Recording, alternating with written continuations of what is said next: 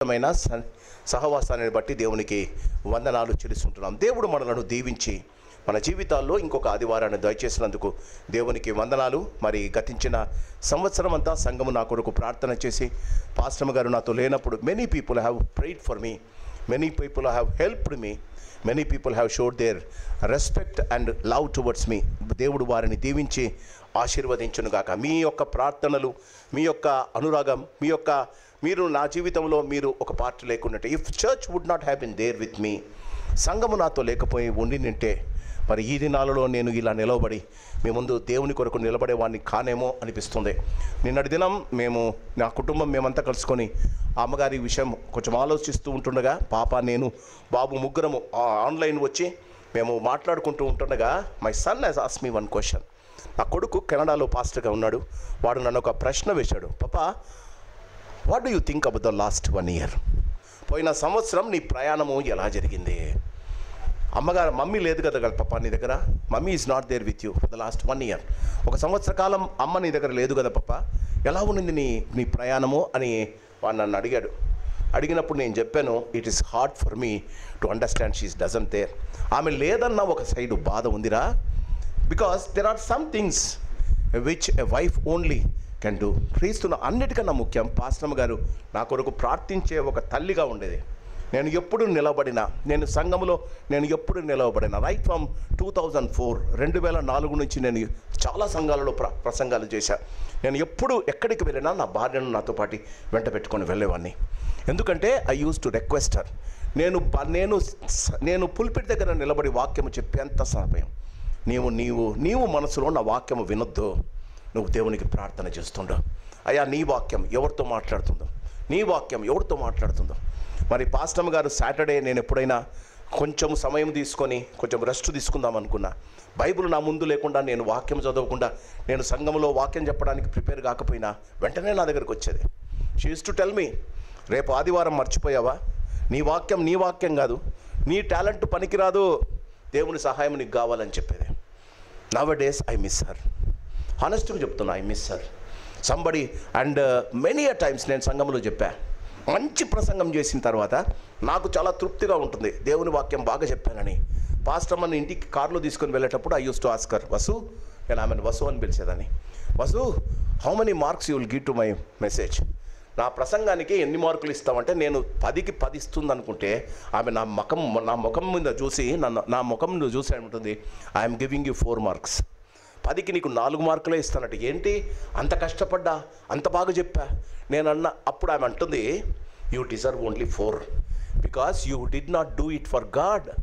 దేవుని కొరకు నువ్వు వాక్యం చెప్పలే, నువ్వు బాగా చెప్పావని నేను నిన్ను మెచ్చుకోవాలని కోరుకుంటున్నావు, కాబట్టి 6 మార్కులు తీసేసినానంటుంది. She a very good critic. నువ్వు ఇది చెప్పినకూడదు. ఆదివారం మేము భోజనానికి కూర్చున్నప్పుడు ఆమె భోజనాన్ని గురించి మాట్లాడదు. ప్రసంగంలో నీవు ఇది చెప్పినకూడదు, ప్రసంగంలో ఇది నువ్వు మర్చిపోయావు, ప్రసంగంలో నీవు తీసుకున్న ఈ రెఫరెన్స్ తప్పు చెప్పావు, అన్నీ రాసుకుంటుందండి. I have lot of her books.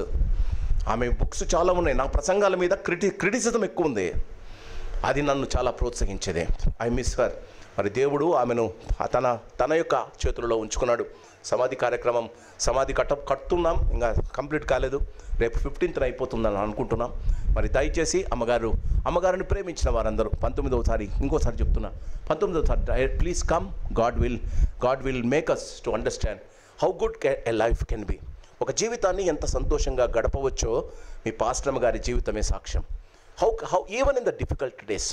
నేను నా ఉద్యోగాన్ని వదిలిపెట్టేసినాను, రైల్వేలో మంచి ఆఫీసర్గా పనిచేసే ఉద్యోగాన్ని వదిలేశాను. నా శాలరీ వచ్చేది కాదు. నేను అడ్రప్ట్గా వాలంటీర్ రిటైర్మెంట్ తీసుకున్నా కాబట్టి ఆ విజిలెన్స్ క్లియరెన్స్ అంతా అయ్యి వచ్చేటప్పటికి సుమారుగా 6 నుంచి 8 నెలలు పట్టింది. అదంతా క్లియరెన్స్ అయిపోయేదాకా నా జీతం వచ్చేది కాదు. ఒక్కసారి 1,00,000-1,50,000 వచ్చే జీతం 2004లో రానప్పుడు పాస్టర్ గారు తన ఒక్క జీతముతో నాకు ఎప్పుడు చెప్పేదే, let not the children know. Ricky was in 4th class. నా కుమారుడు 4th classలో ఉండేవాడు. Ricky should not know that we're having less money with us అని చెప్పేది. కుమారుడికి బాధ కలిగించకూడదు. నువ్వు ఎప్పుడు కూడా బయటికి నువ్వు ఎప్పుడు ఏది నీ ఇష్టానుసారం ఖర్చు పెట్టేవానివి, నువ్వు ఇప్పుడు చాలా జాగ్రత్తగా ఉండాలి. many a times we did not go out from the home. బయటికి వెళ్తే డబ్బులు ఖర్చు అవుతాయని బయటికి వెళ్ళిన దినాలు ఎన్నో ఉన్నాయి. ఐ యూస్ టు ఆస్కర్, ఏం చేద్దామమ్మా, బయటికి మనం మామూలుగా పిల్లలు తీసుకొని బయటికి వెళ్ళి ఎంజాయ్ చేసేవాళ్ళం కదా, ఇప్పుడు ఏం చేద్దాం మమ్మీ. ఆమె you know what she use to do, పిల్లలకు 3 రోజుల ముందే చెప్తుంది, ఈ వీక్లో మీకు హాలిడేస్ ఉన్నాయి, సంక్రాంతి, స్పెషల్లీ సంక్రాంతి హాలిడేస్లో మనకు హాలిడేస్ ఉన్నాయి. పిల్లలు ఎగ్జైట్మెంట్ అనమాట, అనంతపురికి తీసుకెళ్తారా, ఢిల్లీకి తీసుకెళ్తాడా, పప్ప ఎక్కడికి తీసుకెళ్తాడని ఎగ్జైట్మెంట్లో పాస్టమ్మ చెబుతుంది, ఈ 4 రోజులు మనకు ఫాస్టింగ్ ప్రేయర్స్, ఈ 4 రోజులు ఫాస్టింగ్ ప్రేయర్స్. అడగండి అర్పిత వస్తే, ఈ 4 రోజులు మనం ఫాస్టింగ్ ప్రేయర్స్ చేసుకుందాం. ఎందుకు ఫాస్టింగ్ ప్రేయర్స్ వసు అంటే, లోపల బియ్యం తక్కువ ఉన్నాయా? Those for the days. I'm very happy about her. ఆ దినం మేము చేసిన ప్రార్థనలు ఈరోజు మమ్మల్ని నిలబెట్టింది. క్రీస్తునందు ప్రియమైన వాళ్ళరా, దేవుడు మనకు సహధర్మచారిని ఇచ్చినప్పుడు, దేవుడు నీకు ఒక కంపానియన్ ఇచ్చినప్పుడు, ఆమెను ప్రేమించడము మాత్రమే కాదు, ఆమెను మనము గౌరవించి ఆమె చెప్తున్న ప్రతి మాటను మనం వినగలగటానికి దేవుడు కృప చూపాలి. అలాంటి ఆమె నాకు దూరమైన, అదే ఐ వాస్ టెల్లింగ్ యూ కదా, సన్ అడిగినప్పుడు అంటున్నా, I miss sir in my spiritual life.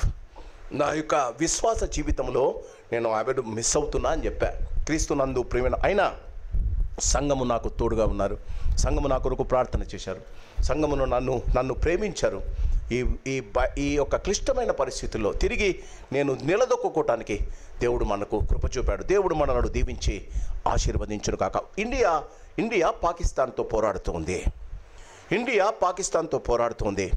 పోరాడుతూ ఉండగా, కార్గిల్ వార్లో జరిగిన విషయం చెప్తున్నా. ఇండియా పాకిస్తాన్తో పోరాడుతుంది.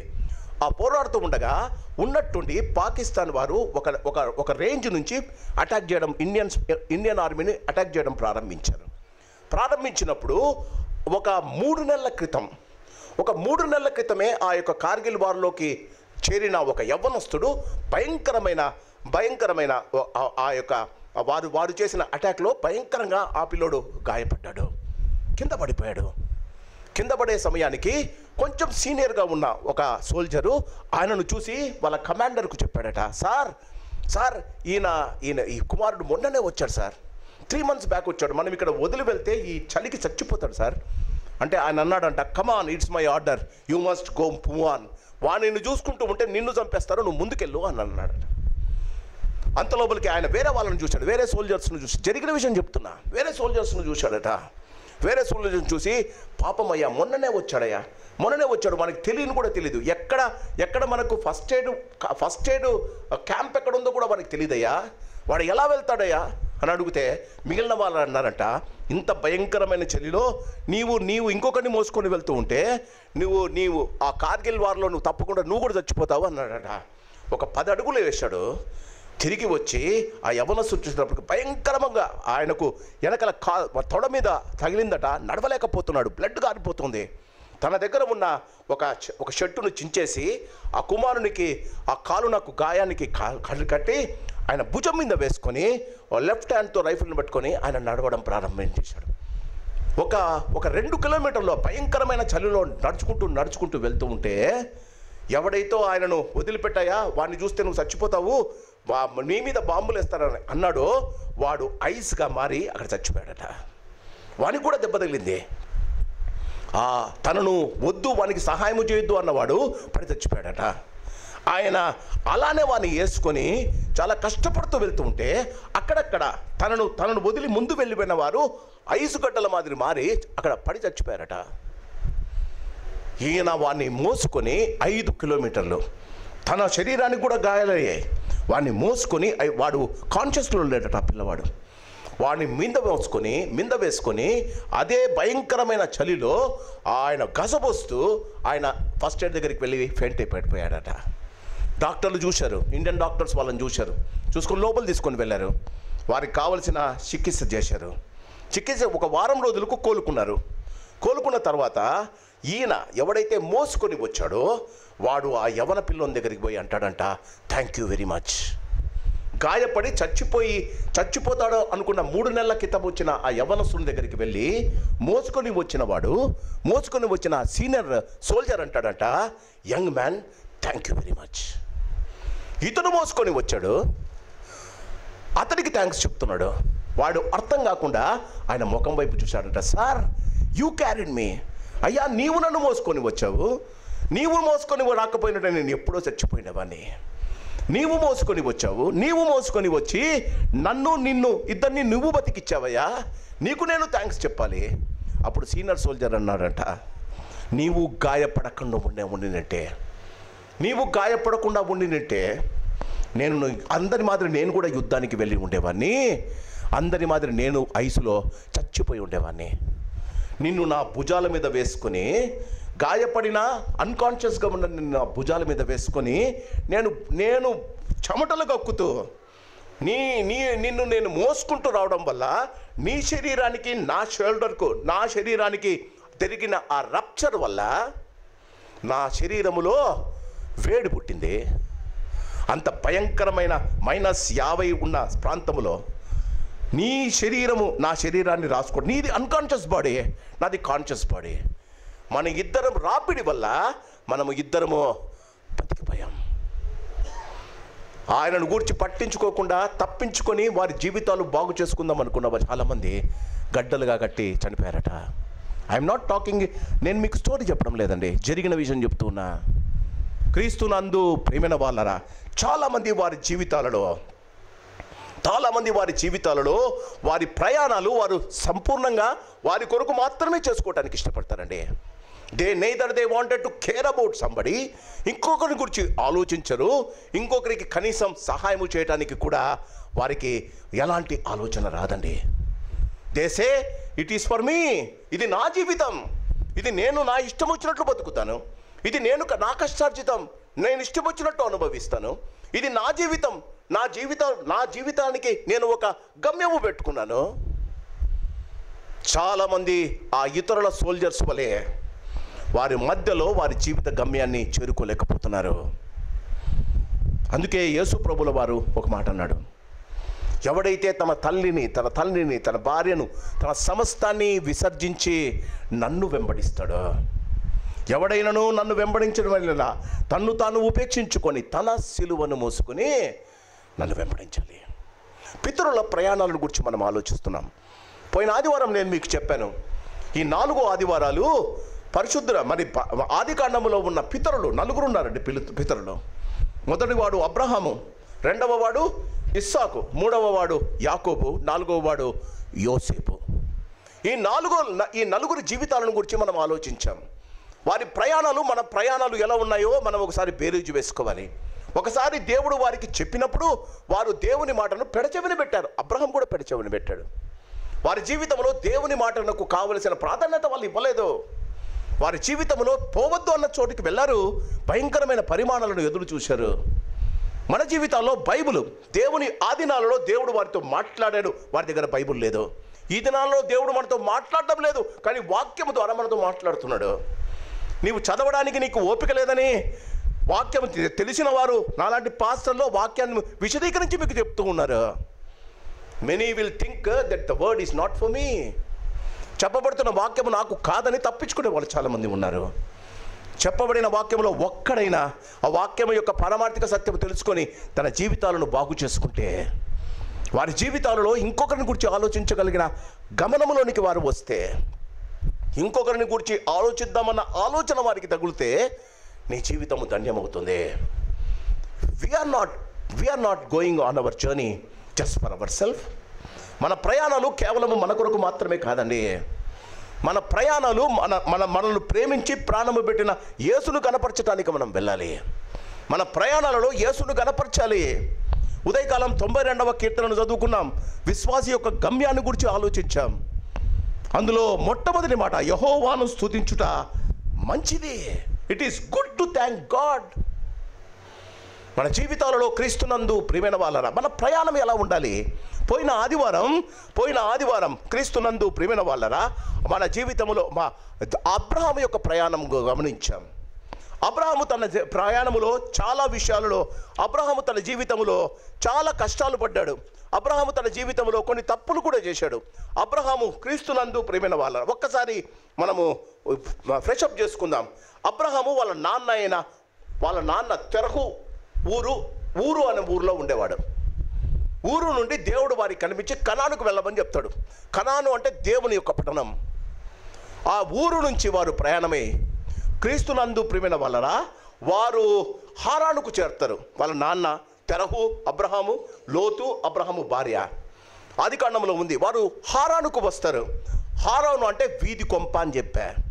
When God asked them to go to Conan, దేవుడు చెప్పిన కనానుకు వెళ్లకుండా వారు వీధి కొంపకు వచ్చారు. వారు వీధిలో జీవించడానికి ఇష్టపడ్డారు. అబ్రహాము తండ్రి అయిన తెరహు అక్కడ చనిపోయాడు అని వాయబడి ఉంది. Why this happening for me అని నీవు ప్రశ్న చేస్తూ ఉంటే, నీ జీవితంలో ఇది ఎందుకు ఇలా జరుగుతూ ఉంది, నా జీవితంలో నేను ఎందుకు అనుకున్నది నాకు జరగడం లేదని నీ అంతకు నీవు ప్రశ్న వేస్తూ ఉంటే, దేవుని వాక్యం అంటుంది, ఆయన వాక్యము కనానుకు వెళ్ళమంటే జీవితంలో నీవు వీధి దిబ్బ దగ్గర నీ జీవితం గడుపుతూ ఉన్నావు. What God told you doesn't want to do it. దేవుడు చెప్పాడని ప్రయాణము ప్రారంభము చేశావు, కానీ దేవుడు చూపించిన దేశము కాకుండా నీకు ఇష్టము, నీ జీవితంలో నీకు ఇష్టమైనది, నీ కన్నులకు ఇంపైనది, నీ కన్నులకు రమ్యముగా ఉన్న స్థలంలో నీవు నీ గుడారం వేసుకున్నావు. హారానులో వారు కాపురం ఉన్నప్పుడు దేవుడు అబ్రహాము ఆదికాండము 12వ అధ్యాయంలో అంటాడు, నీవు లేచి నీ తండ్రి ఇంటి అంటే నీవు జీవిస్తున్న ఆ భయంకరమైన ఆ హారాను నుండి నువ్వు లేచి నువ్వు చూపించే దేశానికి వెళ్ళు. ఎక్కడ? కనాను దేశమే. మన జీవితానికి గమ్యం పరమకానాను, పరలోకం. మన జీవితంలో మన గమ్యము పరమకానాను. మొదన 92వ కీర్తన, అందుకే నేను చదివించాను. 92వ కీర్తనలో వారు యెహోవా మందిరములో నాటబడిన వారై దేవుని ఆవరణములో వారు వర్ధిల్లుతురు. మనం ఇక్కడ నాటబడాలి. మొట్టమొదటి కీర్తనలో ఉంటారు వారు ఒక్కసారి నాతో పాటు మొదటి కీర్తన చూద్దాం. కీర్తన మొదటి అధ్యాయం, మొదటి కీర్తన, బైబిల్ ఉన్నవారు దయచేసి చూడండి. మొదటి కీర్తన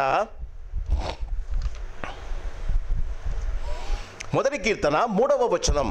మొదటి కీర్తన 3వ వచనం. అతడు నీటి కాలువల యోరన నాటబడిన, at the bank of the living waters. నీటి ఓరన నాటబడిన. ఎవరండి నీటి ఓరన? పాస్టర్ గారు, నేను నీటి వారన నాటబడ్డానా అని నీ ప్రశ్న అయితే, పాస్టర్ గారు నా కుటుంబము నీటి ఓరన నాటబడిందా? నా జీవితంలో నేను నీటి ఓరన నాటబడ్డానా అని నీ ప్రశ్న అయితే, దానికి జవాబు నేను కాదండి, దేవుడే ఇచ్చాడు. 2వ వచనంలో, 2వ వచనం, మొదటి కీర్తన 2వ వచనం. నీటి ఓరన ఎవరు నాటబడతారు? యెహోవా ధర్మశాస్త్రమునందు ఆనందించుచు. చదవాలి. చదువుతున్నావా దివారాత్రం? ఈ దినాలలో పాస్టర్లు పెద్దలు మేము మీకు ఒక సహాయం చేస్తున్నాం. బైబిల్లో క్యాలెండర్లో ఒక వరుస రాస్తాం కదా, క్యాలెండర్ తీసుకొని లోపల బ్యాగులో దూర్చుకునేటప్పుడు పరిగెత్తుకుంటూ వెళ్ళి చాలామందిని చూశాను నేను. క్యాలెండర్ చూసి అది నా యెహోవా నీకు తోడై కూడా, అబ్బా థ్యాంక్ యూ జీసస్, బయటికి వెళ్ళిపోతుంది. అది వారు దివారాత్రము ధ్యానం చేసేది. దివారాత్రము ధ్యానము చేయడం అంటే 20 నుంచి 30 అధ్యాయాలు ధ్యానం చేసేవా? ఈ ఉదయకాలం దేవుడు నిన్ను అడుగుతాడు, చూడండి నా జీవితంలో ఎందుకు నేను వాడిపోతున్నా, ఎందుకు నా జీవితంలో ఫలము లేదు, ఎందుకు నా జీవితంలో ఆశీర్వాదము లేదు? వారు మొదట నీటి కాలువల యోరన నాటబడి ఉండాలి కదా. నా ఇంట్లో చాలా క్రోటన్ ట్రీస్ ఉన్నాయి. నేను దానికి ప్రతిరోజు నీళ్లు పోయాను. నీళ్లు పోయడానికి ఒక టేబుల్ పెట్టుకున్నా. ఆ దినమే నీళ్లు పోస్తా, అదే సమయానికి చక్కగా బొలుగుతున్నాయి. ఫర్ ద లాస్ట్ 7 years ఉన్నాయి అవి నాతో. అవే నాకు ఇప్పుడు కంపెనీ. క్రీస్తునందు ప్రియమైన మొదట నీవు ఆకువాడక తలకాలమందు ఫలమిచ్చు చెట్టు వలె ఉండాలి అంటే మొదట యోరన నాటబడి ఉండాలి. నాటబడ్డావా? 92వ కీర్తనలో అదే ఉంది. వారు యెహోవా మందిరములో నాటబడిన వారే. చాలామంది దే ఆర్ నాట్ హియర్ అండి. వాక్యము చెప్తుంటే కూడా ఇక్కడ లేరు సార్. మీరు రేపటి గురించి ఆలోచిస్తున్నారు. మీరు నిన్నటి జరిగిన అవమానాన్ని గురించి మాట్లాడుతున్నారు. లేపున్న తలనొప్పిని గురించి మాట్లాడుతున్నారండి. Where is a question of being planted in God's house. యెహోవా ధర్మశాస్త్రమునందు ఆనందించుచు దివారాత్రము దాన్ని ధ్యానించువాడు. అబ్రహామునకు దేవుడు అంటాడు, ఇంకా చాలు అబ్రహాం, మీ నాన్న చచ్చిపోయాడు, నువ్వు అక్కడ చచ్చిపోకూడదు, నువ్వు కనానుకు బయలుదేరు. సారు అక్కడ నుండి హారాను నుండి, నేను ఇంకా నిన్న లాస్ట్ వీక్ చెప్తున్నా, హారాను నుంచి ఆయన మోరే సింధూర వృక్షము దగ్గరికి పోయాడు. అదంట క్రీస్తునందు ప్రేమిన వాళ్ళరా, అది ప్రవచనాలు చెప్పే స్థలం, అంటే మాట్లాడుకునే స్థలం. చాలామందికి వారి జీవితంలో ఇతరులను గురించిన సంగతుల గురించి చాలా ఇష్టం అండి క్రైస్తవులకు.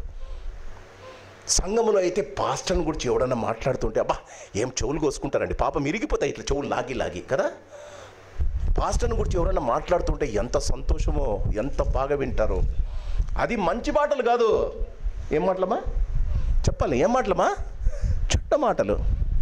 అవునా పాస్టరా, ఒక వ్యక్తిని గురించి నీ ప్రవచనాలు నీ జీవితంలో ఉంటే నీవు మోరే సింధూర వృక్షం దగ్గర కూర్చున్నావు.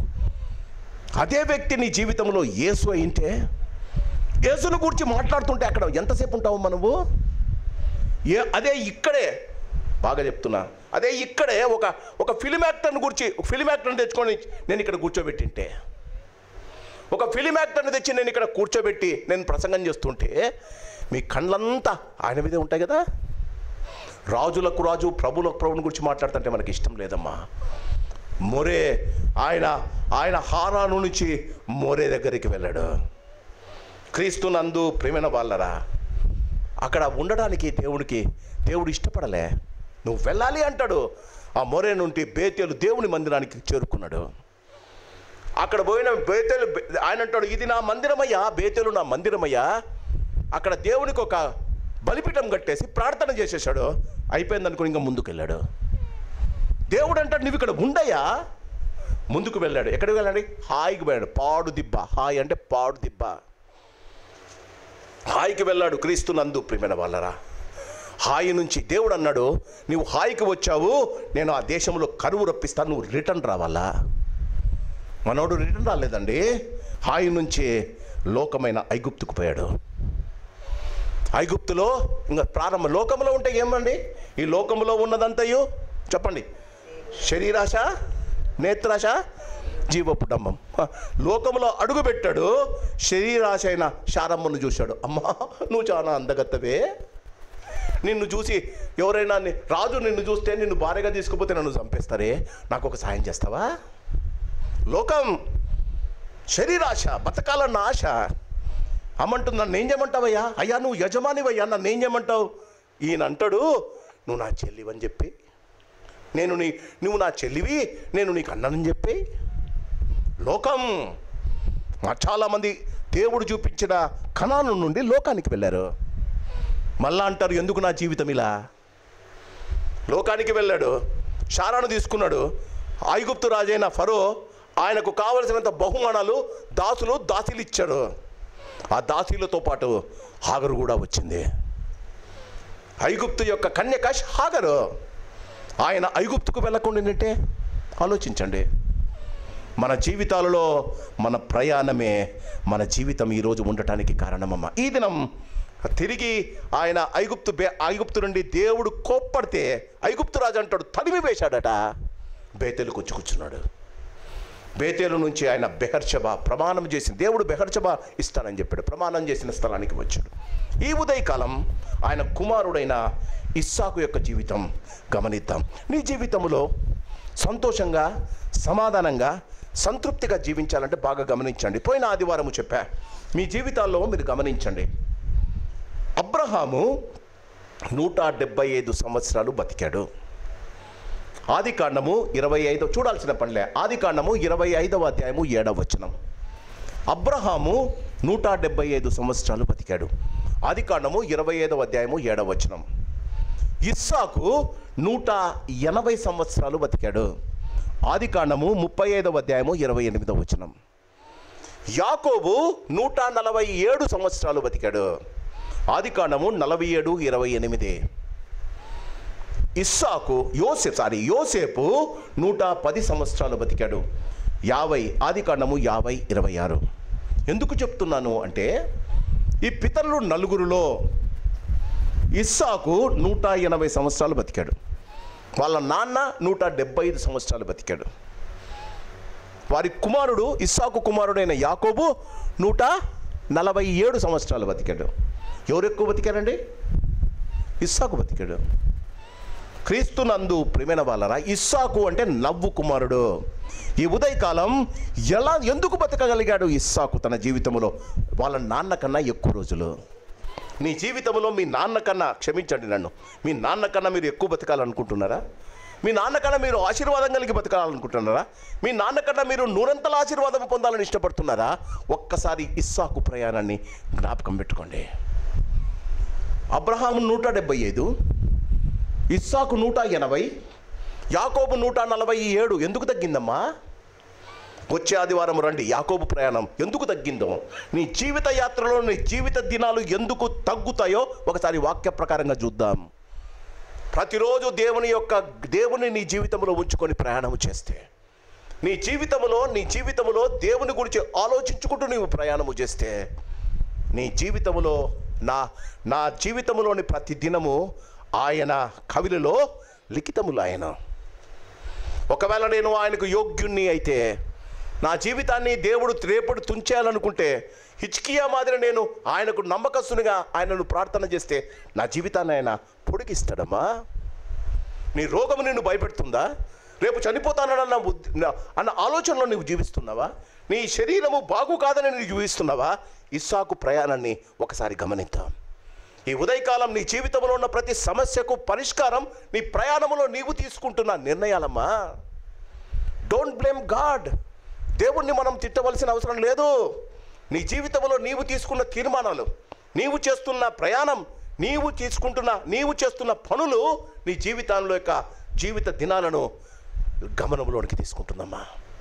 క్రీస్తునందు ప్రియమైన వాళ్ళరా, ఆదికాండము 21లో, క్రీస్తునందు ప్రియమైన వాళ్ళరా, ఆదికాండము 21లో ఇస్సాకు యొక్క ప్రయాణము ప్రారంభమవుతుంది. బాగా గమనించండి. ఆదికాండము 21లో 33వ వచనం, అబ్రహాము బెహర్షబాలో ఒక పిచ్చుకల వృక్షము నాటి అక్కడ నిత్యుడైన యెహోవా పేరట ప్రార్థన చేసెను. అబ్రహాము ఫిలిస్తీన్ల దేశములో అనేక దినములో కాపు. బాగా గమనించండి. Where he's బెహర్షబా. ఇస్సాకు ప్రయాణము బెహర్షబా నుండి ప్రారంభమవుతుంది. బెహర్షబా అంటే ప్రమాణము పొందిన స్థలం, అంటే నెమ్మది కలిగించే స్థలం. దేవుడు అబ్రహాము తన కుమారుడైన ఇస్సాకును, అప్పటికి ఇష్మాయిలు బయటికి వెళ్ళిపోతాడు. ఇష్మాయిలు బయటికి వెళ్ళిన తర్వాత అబ్రహామును దేవుడు 22వ అధ్యాయానికి వచ్చే సమయానికి దేవుడు బెహర్షబాలో ఉన్న అబ్రహామునతో అంటాడు. ఒక్కసారి 22వ అధ్యాయం, ఆదికాండము 22వ అధ్యాయము. ఆ సంగతులు జరిగిన తరువాత, ఏ సంగతులండి? అబ్రహాము నెమ్మది పొంది బెహర్షబాదులో జీవించిన తరువాత, ఆ సంగతులు జరిగిన తరువాత దేవుడు అబ్రహామును పరిశోధించను. ఎట్లనగా ఆయన అబ్రహామా అని పిలువగా అతడు చిత్తము ప్రభువా అనెను. అప్పుడు ఆయన, నీకు ఒక్కడై ఉన్న నీ కుమారుని అనగా నీవు ప్రేమించు ఇస్సాకును తీసుకొని మొరియా దేశమునకు వెళ్ళి అక్కడ నేను నీతో చెప్పు పర్వతమున ఒక దాని మీద దహన బలిగా అర్పించుము. బెహర్షబా అంటే ప్రమాణము, నెమ్మది పొందిన స్థలం. బెహర్షబా నుండి ఇస్సాకు యొక్క మొట్టమొదటి ప్రయాణము మొరియా పర్వతం. ఆయన అంటాడు, నీకు ఒక్కగానున్న ఒక కొడుకును తీసుకొని నీవు మొరియా పర్వతానికి, మొరియా దేశంలో ఒక స్థలము నీకు చూపిస్తా. బాగా గమనించండి. ఆయన నెమ్మది కలిగిన బెహర్షబా స్థలము నుండి ఇస్సాకునకు దేవుడు అబ్రహాముతో అంటాడు, నీవు నీ కుమారుని తీసుకొని మొరియా దేశానికి వెళ్ళాలి. మొరియా దేశము సమర్పణ కలిగిన దేశం. గమనించాలి, అది ప్రతిష్ఠితమైన సమర్పణ కలిగిన దేశం. దేవుడు అంటాడు, నీవు ఇస్సాకు యొక్క మొదటి ప్రయాణం బెహర్షబా నుండి మొరియాకు. వారు 3 రోజులు ప్రయాణం చేసి వెళ్ళారు. 3 దేశాల ప్రయాణం చేసి వెళ్ళారు. చాలామంది కామెంటేటర్స్, మీరు జాగ్రత్తగా వినాలి, చాలామంది కామెంటేటర్స్ ఈ సమయంలో ఆదికాండము 22వ అధ్యాయానికి వచ్చే సమయానికి ఇస్సాకునకు, కొంచెం అటెంటివ్గా వినండి, ఇస్సాకునకు 25 సంవత్సరాలు. ఇస్సాకునకు 25 సంవత్సరాలు. యవనస్తుడైన ఇస్సాకునకు 25 సంవత్సరాలు. ఆయన రిబ్కాను పెళ్లి చేసుకున్నప్పుడు ఆయన వయసు 40 సంవత్సరాలని రాయబడి ఉంది. 22వ అధ్యాయంలో ఇస్సాకునకు 25 సంవత్సరాలు. ఇస్సాకు అబ్రహామునకు పుట్టినప్పుడు అబ్రహామునకు 100 సంవత్సరాలు. ఇస్సాకు పుట్టినప్పుడు అబ్రహామునకు 100 సంవత్సరాలు. ఇస్సాకుకు 25 సంవత్సరాలు వచ్చినప్పుడు అబ్రహాము వయసు ఎంత చెప్పాలి? I'm little poor in maths. చెప్పండి. 125 ముసలివాడు, 125 సంవత్సరాలు కలిగిన ముసలివాడు 25 సంవత్సరాల యవనస్తుడైన ఇస్సాకును తీసుకొని మొరియా పర్వతం మీదకి వెళ్తున్నాడు. జాగ్రత్తగా మనసులో అది పెట్టుకోండి. 125 years old man, 125 సంవత్సరాలు గల అబ్రహాము యవనస్తుడు, శరీర దారుఢ్యం కలిగిన ఇస్సాకు 25 సంవత్సరాలు ఉన్నప్పుడు వారు మొరియా పర్వతానికి వెళ్తున్నారు. 22వ అధ్యాయం ఆదికాండము 20. మన ప్రయాణాలు ఎలా ఉన్నాయో ఒకసారి గమనిద్దాం. ఆదికాండము 22వ అధ్యాయము 7వ వచనం. వారిద్దరూ అంటే Abraham 125 years old man, 25 years young man, వారిద్దరూ కూడి వెళ్ళుచుండగా ఇస్సాకు తన తండ్రి అయిన అబ్రహాముతో 25 years boy is talking to 125 years old father. తండ్రి, నా తండ్రి అని పిలిచను. అందుకతడు ఏమి నా కుమారుడా అనను. అప్పుడు అతడు నిప్పును కట్టెలను ఉన్నవి కానీ దహన బలికి గొర్రెపిల్ల ఏది అని అడుగగా అబ్రహాము, నా కుమారుడా, దేవుడే దహన బలికి గొర్రెపిల్ల చూచుకొనని చెప్పాను. ఇస్సాకు వెళ్తూ వెళ్తూ నేను అనుకుంటాను, నీవు ఇస్సాకు అంటే కొండ మీదకి ఎక్కుతున్నారు. ఇస్సాకు మీద వాళ్ళ నాన్న కట్టెలు మోపు పెట్టాడు నెత్తి మీద. దాన్ని మోసుకుంటూ వాళ్ళ నాన్నేమో ఒక కత్తిని ఒక నిప్పును పట్టుకొని వాళ్ళ నాయన ముందు వెళ్తున్నాడు. 25 సంవత్సరాల ఇస్సాకు వాళ్ళ నాన్నని అడిగాడు, నాన్న, నీ చేతిలో నిప్పు ఉంది, నీ చేతిలో కత్తి ఉంది. నిప్పు కత్తి గొర్రె ఉంటే కదా మనం బలి ఇచ్చేది, గొర్రెపిల్ల ఎక్కడా? ముసలివాడైన తండ్రి అంటాడు, కుమారుడా, దేవుడు చూసుకుంటాడు. ఇస్సాకు ఇటు అటు చూసింటాడు కదండి. నువ్వంటే ఏం చేసింది అమ్మ నీ ప్రయాణంలో? చెప్పాలి, చెప్పండి అమ్మా, ఏం చేస్తారు? నేనంటే ఏం చేసినవాడిని? ముసలి నాన్న, నీకంటే నేను చాలా ఇంటెలిజెంట్ను, నీకు ఇంకా ఐటీ తెలివి రాలే, నీకు ఇంకా ఆర్టిఫిషియల్ ఇంటెలిజెన్స్ తెలీదు, నీకు ఈ మోడస్ ఆపరెంటీ తెలీదు, నీ డేటాబేస్ తెలీదు, నీకు కంప్యూటర్ పని చేసేది తెలీదు, నీకు వాట్సాప్ తెలీదు, నీకు తెలివి లేదు డాడీ అనే యవనస్తులారా గమనించండి. ఆయన అంటాడు, చూడండి, నేను నీవైతే ఏం చేసినవానివి? అబ్బా నాన్న, నన్ను చంపుదామని ప్లాన్ వేసినవే అని ఆ కట్టెన మోపు నాన్న పడేసి పరిగెత్తేవాడిని కదా. 25 సంవత్సరాల ఇస్సాకు. మన ప్రయాణాలు ఎందుకు ఇస్సాకు 108 సంవత్సరాలు బతికాడు?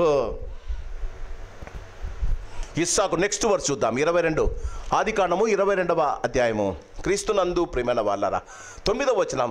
అలాగూ వారిద్దరూ కూడి వెళ్ళి దేవుడు అతని చెప్పిన చోటికి వచ్చినప్పుడు అబ్రహాము అక్కడ బలిపీఠమును కట్టి కొడుకు మీద ఉన్న కట్టెలను చక్కగా పేర్చి, తర్వాత ఏముందమ్మా, తన కుమారుడకు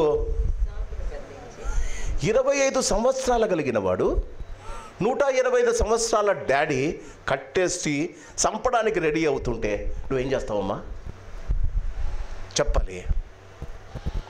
when the things are going bad in our home, బాగా గమనించండి, మీ నాన్న దేవుని యందు భయభక్తులు కలిగిన వాడు, మీ అమ్మ దేవుని యందు భయభక్తులు కలిగిన వారు, వారు దేవుని గురించి సరైన అవగాహన కలిగిన వారు. నీవు బాగా చదువుకుంటూ ఉన్నావు, మీ నాన్న అంటాడు, నాన్న ఇది మనము చేస్తే, ఈ మంచి కార్యము మనము చేస్తే దేవుడు మనల్ని ఆశీర్వదిస్తారా? మన ఇంటిలోని మనం అనుకుంటున్న ఈ పరిస్థితులు బాగైతాయిరా? మనము ఈ పని చేస్తే కొడుకు ఏమంటాడో తెలుసా? ఏమంటాడమ్మా? చెప్పండి, మీ మాటలో చెప్పండమ్మా. Dad don't be crazy. Okay, అంతేనా? Dad don't be crazy, you are not of our generation daddy. There is a lot of gap. ఏం గ్యాప్ అండి? చెప్పాలి, మీరు మాట్లాడే మాట జనరేషన్ గ్యాప్. నీ మాదిరి నేను ఆలోచిస్తే అవుట్ డాడీ, అందుకే కింద పడి చచ్చిపోతారు. కాళ్ళు కట్టేస్తుంటే 125 సంవత్సరాల నాన్న కాళ్ళు కట్టేస్తుంటే ఇస్సాకు ఒక్క మాట మాట్లాడలేదట. When was the last time you stopped rebuking your daddy and mummy? మీ అమ్మ నాన్న చెప్పిన మాటలకు ఓకే అన్న మాట ఎప్పుడమ్మా నీ జీవితంలో? మన జీవితాలంతా ఎందుకు ఇంత భయంకరంగా ఉన్నాయంటే, నీవు ప్రార్థిస్తున్న దేవుని ఆశీర్వాదం నీ మీదకి ఎందుకు రాలేదో తెలుసా? We started knowing better than our fathers కదా. మన నాన్న కన్నా అబ్రహాము 125 సంవత్సరాల వాడు 25 వాళ్ళను కాళ్ళు కట్టి మెల్లగా, నాన్న నువ్వు కూడా కొంచెం జంప్ చేయరా అని ఉండొచ్చు కదా. ఎట్లా ఎత్తింటాడండి ఇంత పెద్ద బలిపీఠం మీదికి? ఎట్లా పెట్టింటాడండి యోసేపును, ఇస్సాకును? ఏమని ఉండొచ్చు, నాన్న కొంచెం ఎగుర్రా, ఎగురితే నేను బలిపీఠం మీద నేను పడబెట్టాలరా. When was the last time, even when it is you are not able to understand your daddy and mummy, మీ అమ్మ నాన్న నీకు అర్థం కాకపోయినా మా నాన్న మా అమ్మ కరెక్ట్ అని ఎప్పుడండి మీరు మాట్లాడింది? ఇస్సాకు 180 సంవత్సరాలు బతికాడు. మై డియర్ చిల్డ్రన్ లిజన్, జీవితంలో క్రీస్తు మొట్టమొదటి ప్రయాణం సమర్పణ. క్రీస్తునందు ఆయన బెహర్షెబా ప్రమాణము నుండి సమర్పణ దేశానికి వెళ్తున్నాడు. మన జీవితంలో తన మొదటి ప్రయాణం క్రీస్తునందు ప్రేమిన వాళ్ళరా, మొదటి ప్రయాణం తన జీవితంలో ఒకవేళ తప్పించుకోవాలి అనుకునింటే, ఒకవేళ 120 సంవత్సరాల నాన్నను దొబ్బేసినంటే ఆ పర్వతం నుంచి కిందికి దొబ్బుకుంటూ వచ్చేవాడు కదండి తండ్రి. ఎన్నిసార్లు మీ నాన్న అమ్మను మీరు మాటలతో దొబ్బేయలేదండి? ఎన్నిసార్లు మీ నాన్న వాళ్ళు చెప్పిన సలహాలను మీరు పక్కన పెట్టలేదు? నీకు తెలియదు డాడీ, నువ్వు చదువుకోలేదు డాడీ. క్రీస్తునందు ప్రేమైన వాళ్ళరా, ఒక భక్తుడు అంటాడు, తన తండ్రి అయిన అబ్రహాము దేవుణ్ణి నమ్మాడు, ఇస్సాకు తన తండ్రి అయిన అబ్రహామును నమ్మాడు. Children, your daddy mummy may be wrong, but you have to believe them. జీవితంలో మీరు నేర్చుకోవలసిన సత్యం ఇదే. నీ జీవితంలో నీవు ప్రాస్పరస్ కావాలి అంటే, నీ జీవితంలో నీవు దీర్ఘాయుష్మంతుడు అవ్వనట్లు నీ తండ్రిని నీ తల్లిని సన్మానించు. బ్యాప్టిస్ట్ చర్చ్ హైదరాబాద్కు ఒక ఓల్డేజ్ హోమ్ ఉంది. అది ఇబ్రాహీంపట్నం దగ్గర ఉంటుంది. సంవత్సరానికి ఒకసారి అయినా, అప్పుడు నేను అక్కడ ప్రెసిడెంట్గా బ్యాప్టిస్ట్ చర్చ్లో ఉన్నప్పుడు రెగ్యులర్గా వెళ్ళి వాళ్ళతో పాటు కూర్చొని చాలాసార్లు మేమే అక్కడ నేను వంట చేసి వాళ్ళతో పాటు అమ్మలతో పాటు కూర్చొని తినేవాడిని. ఒక లేడీ ఉండేది 96 years old. ఆమె ఎవరికి తెలియదు. ఆమె వచ్చి బ్యాప్టిస్ట్ చర్చ్కి వచ్చిందట. వచ్చి ఆమె చెప్పింది ఏమని, నాకెవరు లేరమ్మా, నేను మీ దగ్గర ఉంటానమ్మా, నాకు అన్నం పెట్టండమ్మా అంటే, ఆమెను తీసుకొని చర్చిలో వాళ్ళు ఇంక్లూడ్ చేసుకో. నేను సెక్రటరీ ప్రెసిడెంట్ కాకముందు నుంచి ఉంది ఆమె. She's the senior most lady there. నాకు ప్రెసిడెంట్ 2009లో నేను బ్యాప్టిస్ట్ చర్చ్ ప్రెసిడెంట్ అయిపోయిన తర్వాత ఒకరోజు ఒకరోజు గడుపుతాం మేము, నేను పెద్ద పాస్టర్ అందరు వెళ్ళి వాళ్ళతో పాటు ఒక రోజంతా గడిపి వాళ్ళతో పాటు పక్కన కూర్చొని భోజనాలు చేసి, ప్రార్థనలు చేసి, పాటలు పాడి, వాళ్ళను వాళ్ళతో పాటు డ్యాన్స్ చేయించి ఒక రోజంతా ఎంజాయ్ చేసేవాళ్ళం. ఇక్కడ కాపరింగ్ అయిన తర్వాత ఆ ఆపర్చునిటీ పోయింది నాకు. ఆమె 96 సంవత్సరాలలో ఆమె సిక్ అయిందండి. చర్చికి ఫోన్ చేసి చెప్పారు, so and so is very sick. ఆమె చాలా సిక్గా ఉందండి. 2010 విషయం మాట్లాడుతున్నాం. నేను అప్పుడు వైస్ ప్రెసిడెంట్గా ఉన్నా బ్యాప్టిస్ట్ చర్చ్కు. ఆమె వచ్చి చెప్పిన తర్వాత నేను అక్కడున్న డ్రైవర్స్ని అడిగా, వెళ్దామా అంటే, ఉన్నాడు సార్ని అడగాల సార్, పెద్ద సార్ని అడగాల, చాలా దూరంగా సార్ ఇబ్రాహీంపట్నము. నా దగ్గర ఒక కారు ఉండే, నేను ఆ కార్ని తీసుకొని వెళ్ళిపోయాను. She was on her death bed. 96 సంవత్సరాల స్త్రీ చనిపోయే పరిస్థితిలో ఉంది. ప్రార్థన చేయడానికి ఎవరైనా పెద్దను పిలిపిండి అని చెప్పి అక్కడున్న వార్డన్ ఫోన్ చేశాడు. ఎవరు వచ్చినా రాకపోయినా వెళ్దామని వెళ్ళాను. ఎందుకంటే ఐ నో హర్ ఇంటిమేట్గా నాకు ఆమె తెలుసు. నాకు ఒకటే తెలుసు, ఆమెకు ఎవ్వరు లేరు. ఆమె చచ్చిపోయే టయానికి ఆమె నా చేతిలో ఆమె బైబుల్ పెట్టింది. ఆ బైబుల్ నా దగ్గర ఉంది. ఇంకా ఆమె నా దగ్గర బైబుల్ చేతిలో పెట్టిందండి. బైబుల్ చేతిలో పెట్టి, అయ్యా నేను చనిపోతాను, చనిపోయిన తర్వాత 2 అడ్రస్లు ఉన్నాయి నాయన, నా కొడుకు 2 అడ్రస్లు ఉన్నాయి, ఆ నెంబర్లు ఉన్నాయి, ఆ నెంబర్లకు ఫోన్ చేయి, వస్తే సంతోషం నాన్న, లేకపోతే మీరే భూస్థాపన చేయండి. సరే, ఆ రోజు మాట్లాడాను. ఆ రోజు ఏం కాలే. సాయంత్రం దాకా అక్కడే ఉన్నా, ఇంటికి వచ్చేసా. అర్ధరాత్రి తెలిసిన మాట, ఆమె రాత్రి చనిపోయిందని. నెక్స్ట్ డే మేము వెళ్ళి ఆ నెంబర్స్ నాకు మాత్రం చెప్పింది. నేను ఆమెకు ఫోన్ చేశా. నేను ఐఎమ్ నాట్ మిక్సింగ్ ఎనీథింగ్. నేను ఆ నెంబర్లకు ఫోన్ చేశా. ఫోన్లు చేసిన తర్వాత ఎవరు ఎత్తుకోలే. Nobody lifted that 2 phones. Pastor గారికి చెప్పా, ఆమె ఇచ్చిన నెంబర్లు తప్పైండొచ్చండి, దయచేసి పాస్టర్ గారు మనం భూస్థాపన చేసేద్దాం. ఆమెను తీసుకెళ్ళి నారాయణగూడలో భూస్థాపన చేసేసాం. నాకు ఒక రకమైన ఆరాటం కలుగుతుండే, ఎవరై ఉండవచ్చు వీళ్ళిద్దరు, ఈ 2 నెంబర్లు ఆమె ఎందుకు ఇచ్చింది? బైబిల్లో రాసుకుంది, పేర్లు కూడా లేవు. ఎవరై ఉండొచ్చు ఆమెకు అని చెప్పి కొంచెం 2-3 సార్లు ట్రై చేసి ఒక 3 డేస్ తర్వాత నేను ఫోన్ చేశాను. ఫోన్ చేసి ఆయన ఫస్ట్ మాట, ఫోన్ ఎత్తుతే అవతల ఉన్న వ్యక్తి నన్ను అడుగుతాడు, బ్యాప్టిస్ట్ చర్చ్ హైదరాబాద్ నుంచి మాట్లాడుతున్నారా? బ్యాప్టిస్ట్ చర్చ్ హైదరాబాద్ నుంచి మాట్లాడుతున్నారా సార్ అని అడిగాడు. నేనన్నా లేదండి, ఒక స్త్రీ చనిపోయింది, ఆమె పేరట ఇన్సూరెన్స్ ఉంది, ఆ ఇన్సూరెన్స్ క్లెయిమ్ చేయడానికి మీరు కొడుకులు అనుకుంటా, మిమ్మల్ని చూడొచ్చా? ఎవరు సార్ మాట్లాడేది? ఎవరు సార్ మాట్లాడేది? ఎప్పుడు కలపవచ్చు సార్ మిమ్మల్ని? సాయంకాలం వచ్చేయండి సార్. ఎన్ని గంటలకు రమ్మంటారు? 5 గంటల తర్వాత నేను ఫ్రీ అయిపోతాను, మీరు వచ్చేయండి సార్. ఫామ్స్ అన్నీ తీసుకురండి. ఎవరు చెప్పొద్దండి సార్, ఎవరు చెప్పండి. బ్యాప్టిస్ట్ చర్చ్ హైదరాబాద్ నుంచి ఎక్కడికి వెళ్ళానో తెలుసా? ఆ దినాల్లో ఆంధ్ర బ్యాంక్ ఉంది, కోటి సెంటర్లో ఆంధ్ర బ్యాంక్ ఉంది. ఆంధ్ర బ్యాంకుకు వెళ్ళి ఆ నెంబర్, పేరు కూడా చెప్పలే ఆయన నాకు, ఆ నెంబర్ తీసుకొని ఫోన్ చేశా. 5th ఫ్లోర్కి వచ్చాడు. నేను ఎట్లండి మిమ్మల్ని కనుక్కునేదంటే పేరు చెప్పాడు. పేరు వద్దులేండి. He is the general manager cash in Andhra bank. ఆయన ఆంధ్ర బ్యాంకులో జనరల్ మేనేజర్ ఆఫ్ క్యాష్. నేను ఆయన దగ్గర పోయి కూర్చున్నా. ఆయన నన్ను గుర్తుపెట్టాడు. మీరు బ్యాప్టిస్ట్ చర్చ్ నుంచి వస్తున్నారు సార్ అన్నాడు. సిగ్గులేదా నీకని తిట్టా. మీ మమ్మీ చనిపోయింది, ఆలోచిస్తున్నారా కుమారులు కుమార్తెలు? నీవు దీర్ఘాయుష్మంతుడు వగునట్లు నీ తండ్రిని నీ తల్లిని సన్మాని. నేను బాగా తిట్టేసి వచ్చా, ఆయన బాగా తిట్టేసి వచ్చా.